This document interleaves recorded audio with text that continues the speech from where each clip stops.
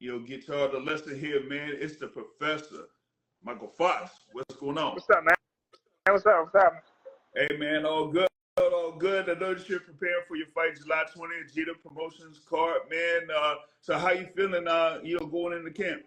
I feel good, man. We just wrapped up our last sparring day, so I'm excited. I'm feeling sharp. I'm ready. I'm ready to make my comeback.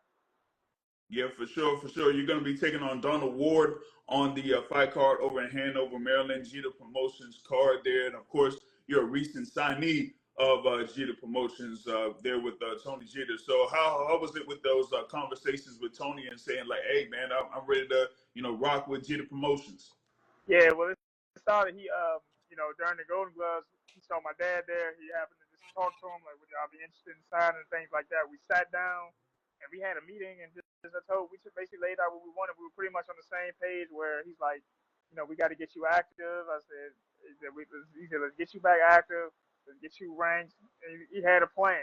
Let's get you ranked, and let's move forward from there. I said, all right, cool. So, this first fight is a comeback fight. We're looking to go up against, tough Donald Ward and leave with a good victory, and one that's gonna make people wonder where the hell is Mykal Fox been. And after that, we'll be back. Hopefully, we'll be back before the year is up. Hopefully, barring any injuries and things like that. But right now, my main focus is July 20th. I'm not thinking too far past July 20th.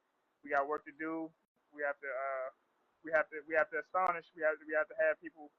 We have to get the people something to talk about when they attend the fight. Yeah, for sure, for sure. I know that you want to go ahead and stay active there as far as like being in the ring. I know that you kind of been involved with I think it was the Team Combat League. You've had fights there in the Team Combat League. There, you have like those fights with like 1 round and stuff like that. Like how is it like having that experience? Because it's almost like you're in the amateurs a little bit, but only just 1 round. You know what I'm saying? Yeah, just one round, but it's still good. I think it was still good for me to get those rounds in the Combat League because it was without headgear. It's in competition style gloves, so it's not.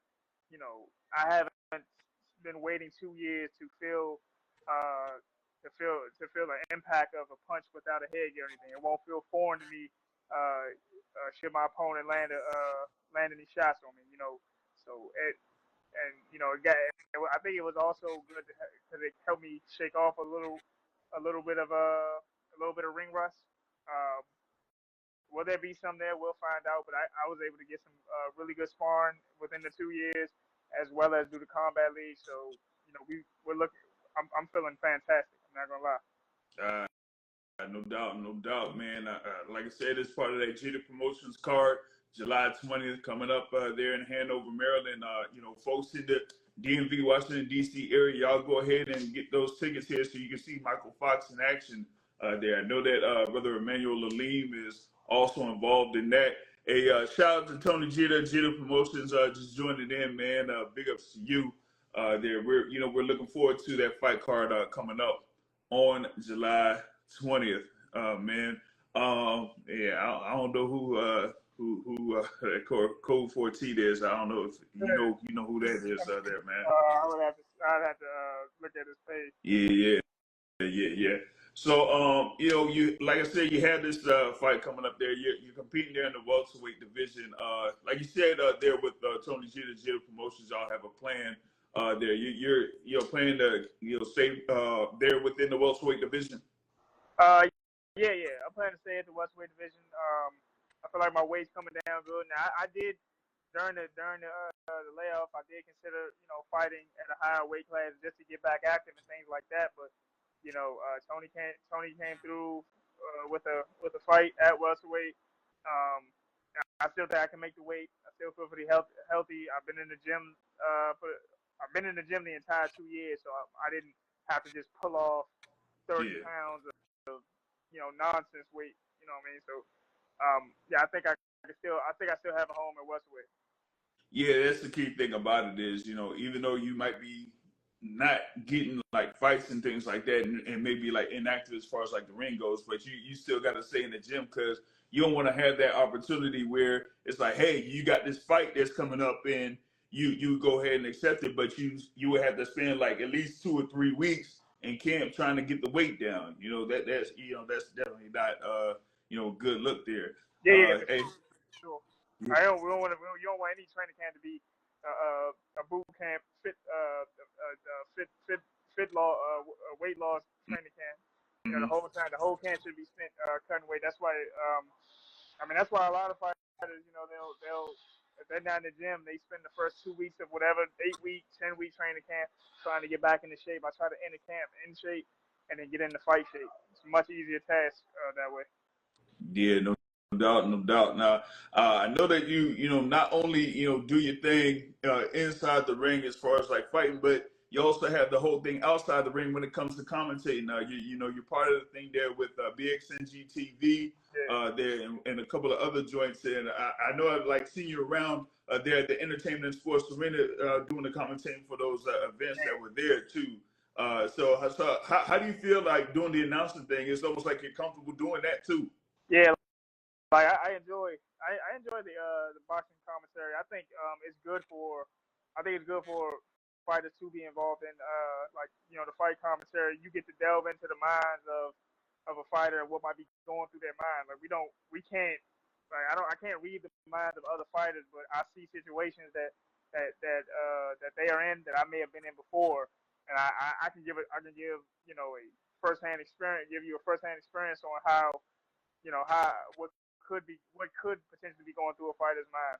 And I mean, it's a little difficult sometimes, only because like when I'm commentating the cards around the DC area, I'm watching some of my good men fight.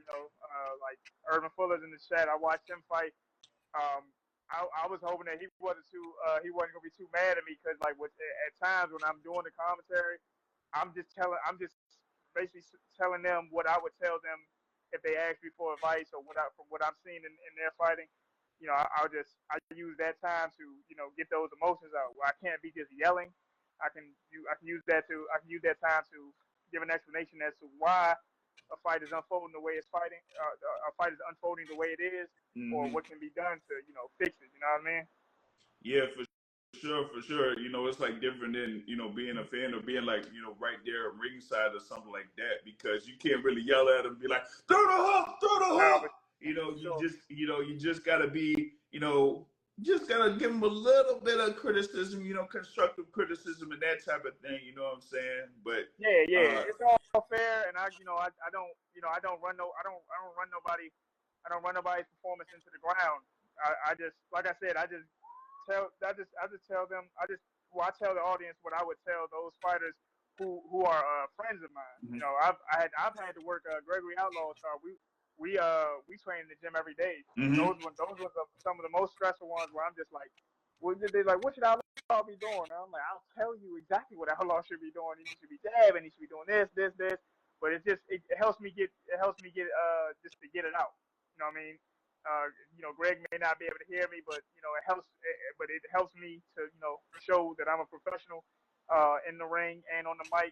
So I love the commentary. I love doing commentary. After this fight, I should be doing another broadcast very soon too. Oh, that's what's up. You mentioned there Greg Outlaw, sharpshooter. He had this fight there over at the Entertainment and Sports Arena there. What was it? Past Friday. There, he was able to get the stoppage in that one there. So shout out to Greg Sharpshooter Outlaw. I'm talking about him. Very impressive. I think his first fight on a broadcast, and it was on the undercard of a world championship fight. So I think a lot of people watched. I hope that a big opportunity comes from it. Shout out to my teammate, my brother, Greg Outlaw. Yeah, for sure. Of course, you got your brother there, Lante Fox as well, man. You got to see him doing his thing too. And also, I know that you're very active in social media, not just here on IG, but also on Twitter. You're part of a number of chat groups there as far as like spaces. I don't know if like Matt or MVO of Brunch Boxing Matt's hilarious. Yeah, he's hilarious, man. He's hilarious out of Brunch Boxing. I keep mentioning what he was talking about last weekend because he said he got a hit list of fighters that he feels that he's confident that he can beat. So listen, I'm ready to set all of them up. I'm ready to set it up. He wants to fight Tank. He wants to fight Boots. He wants to fight, He wants Manuel to fight. Inoue. I want to set He it wants to up. fight everybody. He's 80 or 100 pounds bigger than. But shout out to Matt. That's still my guy. Yeah, man. Back to the whole thing there in the welterweight division. I know, one cat that was here on the live chat, wanted me to bring it up. As far as getting back in the ring there, man, like, are you mindful about, possibly, just making it to make sure that you don't leave it to the judges because everyone knows about what happened there with the Gabriel Maestro fight there. So is that what you're looking for in a lot of your performances coming up? Yeah. And all my performances, I mean, in the 2 years I've been away, I mean, like I said, I just watched the fight recently. It's no way I lost the fight, but, a true professional is always looking at what else he could have done, what else he can do to, make sure that type of thing doesn't happen again. My main thing is, whether I can get the stoppage or if I can't, get a run off a bunch of stoppages, I still want to be. My plan is to be a more assertive boxer in the ring, just to show that, like, if y'all gonna keep stealing them from me, y'all gonna have to explain yourselves. But the main thing is, I look to have dominant performances.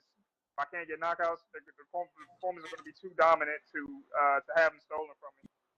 Yeah, for sure, for sure. So that's what we're looking forward to on July 20th against Donald Ward there in Hanover, Maryland, on the Jeter Promotions card there. Of course, you can get tickets. You can hit up, of course, our guy there, Professor Mike Fox, for tickets. You can go on Jeter Promotions also for tickets. Those that are in the area, you'll be able to get those things there. So you've been in the game, for a good little minute. Is there like any fighters that you looked up to while you were, do your thing as far as like amateur or professional? I mean, yeah, like, I'm just a fan of the sport. Anybody that does anything impressive, I'll try it. But of course, anybody from the area, my friends Lamar Rose, Javante St. Davis, like I said, my teammates Gregory Outlaw, Lance Fox. Of course, all of us looked up to, all of us looked up to and admired Floyd Mayweather. And I tell you, like, over the pandemic, like back in like 2020, I watched every Larry Holmes fight I could find on YouTube. Yeah. I've always been a fan of Pernell Whitaker, and Andre Ward to me is a folk hero in boxing. I've read his book, I watched his documentaries, and I watched his ascension in the sport firsthand when watching the Super Six, watching what he did at light heavyweight, and retiring on his own terms, and going on to become an analyst himself. And so Andre Ward is one of my favorite boxers. A lot of people don't realize he accomplished a lot of his biggest goals with one hand. He had a torn rotator cuff and things like that. And this is the same dude who still won gold medal, won gold in the Olympics, the last male to do it. He won the Super Six, and grabbed 2 belts along the way. He went on to light heavyweight. So when nobody wanted to fight Kovalev, he said, "Give me 3 fights and then I'll do it." He did it twice, stopped him the second time. So yeah, Andre Ward is definitely one of my favorite boxers. I think he should be a lot of fighters. He's probably a lot of boxers' favorite boxer. Yeah. Fans didn't always appreciate him, but who's more dominant? Who when y'all asked him to fight, when y'all asked him to go up and fight people, he did it. Y'all asked Triple G to go up and fight Andre Ward. He didn't fight Andre Ward, but Andre Ward went up to 175 for Kovalev when Kovalev was the boogeyman. Right. Yep. You had the whole thing you talk about with Golovkin. They had that whole bit about 154 to 168. I'll face all of those, and then they mention Andre Ward. And it's like no. Not him though. No, he too big. No. Yeah. So yeah, Andre Ward said, "Hey, you know what? If he don't want to fight me, man, I'll just go up there. I'll face Kovalev. Like you said, just give him a few fights that he took on the crusher Kovalev, and it ended up stopping him in the second fight. Like you said, he ended up retiring undefeated, Hall of Fame. I think that's the 2022 class there in the International Boxing Hall of Fame. But yeah, he's definitely one of those fighters that isn't appreciated enough. There as far as like those within our particular area. And you also mentioned there Larry Holmes, another fighter that doesn't get as much appreciation there, being one of the greatest heavyweights and having a long reign there as heavyweight champion there too. So yeah, you pointed out a couple of good fighters there in that particular aspect on that. And you talked about, of course, Tank Davis. He, had his fight there against Frank Martin, was able to get a stoppage there in the 8th round. So you definitely have good fighters, particularly within this area, that people can look up to. And one of my things is that I don't feel like the DMV area or Washington D.C. DMV area gets appreciated enough for the fighters that they've had over the years. You know what I'm saying? And that includes, Pernell Whitaker. They're a little bit Southern Virginia too. That was like one of my favorite fighters. When he was coming up. Nah, for certain, for certain. He was definitely one of my favorite fighters to watch. Very sharp, very stylish. I remember somebody had a videotape of like his pro debut, and I remember them saying talking about how people don't regularly see southpaw. They had to describe his stance to the audience, like for a lot of our viewers watching. See that Pernell Whitaker is southpaw. That means he stands with his right foot forward and his left foot to the back. And I'm like, I remember talking to my dad like, this is they don't know that. He said it was a different time back then. Pernell Whitaker is one of my favorites to watch. One of the most entertaining fighters, and that's the thing. He's still known as one of the most entertaining defensive fighters. Didn't always score knockouts, but he looked dominant. I can't believe recall the time he was in a boring one. Yeah, he was like one of the greatest pound for pound fighters around in that particular era, man. And he had those two controversial fights, man. Of course, with Julio Cesar Chavez and also Oscar De La Hoya, man. I feel like he beat Oscar De La Hoya. He pretty much like schooled him. He made like Oscar De La Hoya miss like a whole bunch of times in that particular fight, but they ended up giving it to him there. So I thought that was crazy. But like going back to this fight card coming up July 20th. Of course, man, you got your fight there. I think it's Manuel Lalim is going to be in the main event as well. So what do you think about those fights coming up? That'll be part of that card too. I'm excited to be on that card. Especially, I'm excited to be on the card with Emmanuel Alim. I've seen him on his comeback fights and things like that. But I've always, we've always had tremendous respect for each other. We helped each other a lot throughout our career. Well, he helped my brother a lot throughout his career. They used to spar often. So we've always been Team Alim on this side, and I'm excited to be sharing the card with him. This will be the first card I think we've ever fought on together. So that's an exciting thing for me, and to be at the top of the bill right there with him is just another great thing to me. I'm just excited for the 20th period. I'm feeling really sharp, and shout out to my teammate from the Team Combat League, Nasheed Smith. He's going to be on the card. Joey Veazey, somebody else I've known for a long time, sharp boxer. He throws a good right hand. He's not one you want to miss. My friend Brody Chambers. This will be our second time on a card together. Ahmed Jones, a lot of people on the card that I've enjoyed watching fight and enjoyed watching seeing them do their thing. And I'm now get to be on the card right along with them. Thanks to Jeter Promotions, I get to be back. Doing my favorite thing in the world.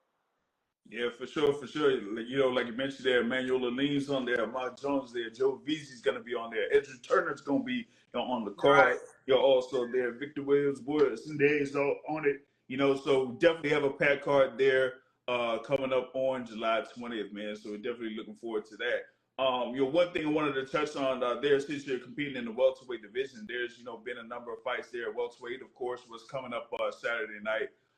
You have actually, I think it's two. Well, at least for me, it's like two fights there that's over welterweight. First, of course, the main event there, Jerome Boots Ennis, David Evanesian, their IBF welterweight title. I know that you kind of like talked about Boots there and his group there, his family there, of course, out in Philly. What do you think about that particular fight there coming up at the Wells Fargo Center? Shout out to Boots and his father, Boots Ennis. It's always respect when I see them. It's always love and respect on both sides when I see them. I think it's great. he gets to defend his world title, make his homecoming. He's been on the road. He's been on some undercards, and what's mostly impressive is he's fighting in the Wells Fargo Center. Boots Tabo, and I'm pretty sure if I'm not mistaken, tickets have sold very well. Yeah. I thought they would put him in a smaller venue first, but I mean that's a credit to his star power at home, and that's a credit to Philadelphia, for rallying behind one of their fighters. As fighters we need that. We need that a lot. We need it's good that he can go and pack out the Wells Fargo Center. I think that's one of the biggest arenas in Philadelphia. Also, big shout out to I think Boots might knock him out late in the fight.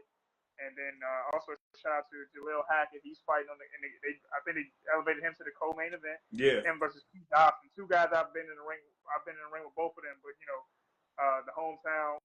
I got to rock with the hometown guy. I've known Jaleel since I was a kid. Since we were both kids. You know what I mean?